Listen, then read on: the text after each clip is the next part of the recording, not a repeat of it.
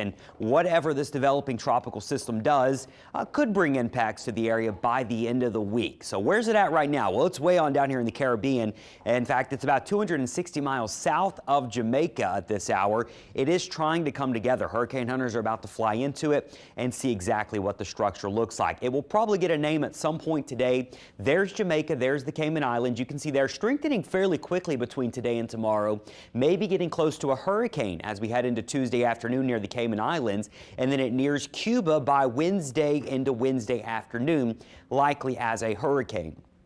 The National Hurricane Center does have it as a Cat 1, but there's a chance that it's a bit stronger. That's when it enters the Gulf. It'll be in the Gulf by Thursday morning, and notice the intensity eventually coming down as it slows down and starts to make this turn. So right now, the thinking is that while it may be a hurricane near Cuba in the southern Gulf, the trend would probably be for this thing to weaken and maybe weaken fairly quickly between Friday and Saturday. Now the cone, remember, tells you where the center could be in the next 5 days. So it could be anywhere from our area to in the central Gulf.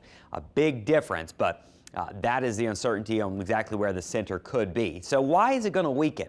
Well, it's November. The Gulf of Mexico has a lot of wind shear and dry air and cooler water temperatures. So as it gets in the northern Gulf, starts to feel the cooler water temperatures, get some dry air wrapped up in it. Wind shear increasing. That's all wind shear blasting this thing, and that's why we think it could weaken fairly quickly. So it's not unheard of for a storm to go from a hurricane to really nothing in 24 hours or so. That can happen, and it looks like that may happen with this one. So the steering forecast is fairly certain through about Wednesday near Cuba, and then this is where it starts to spread out. As the storm weakens and as it slows down, that creates more uncertainty in the forecast. The reason it's coming our direction, it's riding around this ridge of high pressure.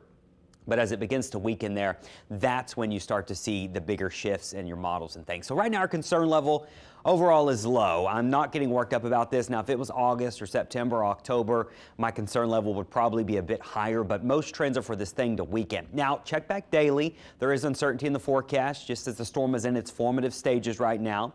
We do need to see how strong it is once it gets near Cuba and the southern Gulf before we have a really good idea on how quickly it would wind down as it nears our coastline. But right now, I have our impacts with a little bit of rain Friday and Saturday, only at 30%, and a bit breezier here. But just know these numbers could go up or down depending on what the trends are in the models. But we're going to kick off our week warm and humid. Tomorrow, once again, for voting, make sure you've got your rain gear, and then we'll be watching the tropics as we head into the end of the week. And notice, Brianna, there's still no big cold fronts in the forecast at this point.